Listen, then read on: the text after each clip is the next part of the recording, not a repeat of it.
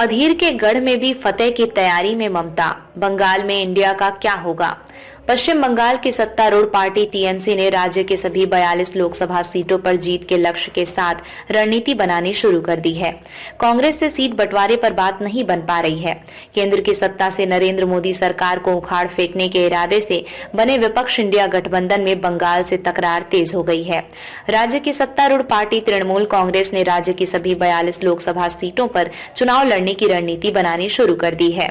शुक्रवार 19 जनवरी को कालीघाट स्थित अपने आवास पर मुख्यमंत्री ममता बनर्जी ने मुर्शिदाबाद जिले के तृणमूल नेताओं के साथ बैठक की थी, जो कांग्रेस का मजबूत गढ़ माना जाता है। मुर्शिदाबाद की बहरमपुर लोकसभा सीट से अधीर रंजन चौधरी कांग्रेस के सांसद हैं। वो लोकसभा में पार्टी के नेता भी हैं। 2019 के चुनाव में कांग्रेस ने बहरमपुर और मालदा दक्षिण सिर्फ इन 2 सीटों पर जीत दर्ज की थी, जबकि बाकी 40 सीटों में से 22 पर टीएमसी और 18 पर बीजेपी ने परचम लहराया था। सभी सीटों पर चुनाव लड़ने की तैयारी में टीएमसी। इंडिया गठबंधन में शामिल टीएमसी और कांग्रेस में सीटों के बंटवारे को लेकर तकरार ठन गई है।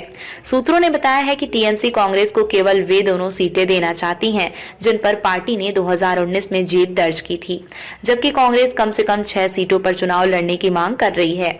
इसे लेकर अब दोनों दलों के नेताओं के बीच भी जुबानी जंग तेज हो गई है।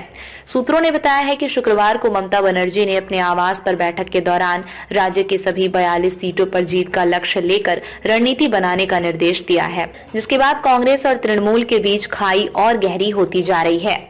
अकेले दम पर लड़ेंगे चुनाव। शुक्रवार को ममता बनर्जी के घर पर हुई मीटिंग में उन्होंने मुर्शिदाबाद के नेताओं से कह दिया कि हम लोग इंडिया ब्लॉक का हिस्सा हैं, लेकिन पश्चिम बंगाल में सीपीएम, आरएसपी व कांग्रेस उनको तवज्जो नहीं देते, तो हम अकेले दम पर भी जीत सकते हैं।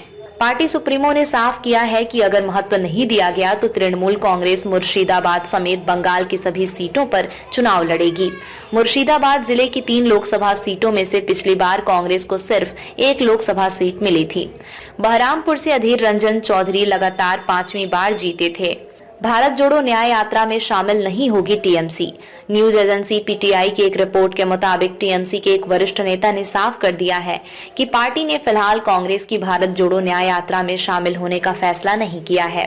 इसकी वजह है कि आधिकारिक निमंत्रण भी नहीं मिला है और सीट बंटवारे को लेकर फॉर्मूला भी तय नहीं हो रहा है। राज्य में वरिष्ठ कांग्रेस नेता प्रदीप भट्टाचार्य ने कहा कि तृणमूल को इस कार्यक्रम में शामिल होना चाहिए, क्योंकि इससे विपक्षी गठबंधन के पक्ष में एक सकारात्मक संदेश जाएगा।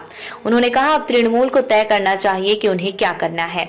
ऐसे में अब ये सवाल खड़े होने लगे हैं कि टीएमसी और कांग्रेस के बीच जब बंगाल में तालमेल नहीं बन पा रही तो फिर गठबंधन का क्या होगा। 25 जनवरी को बंगाल में प्रवेश करेगी न्याय यात्रा। आपको बता दें कि राहुल गांधी के नेतृत्व में चल रही कांग्रेस की भारत जोड़ो न्याय यात्रा अभी असम में है और 25 जनवरी को कूच बिहार जिले के बक्सर हाट से पश्चिम बंगाल में प्रवेश करने वाली है।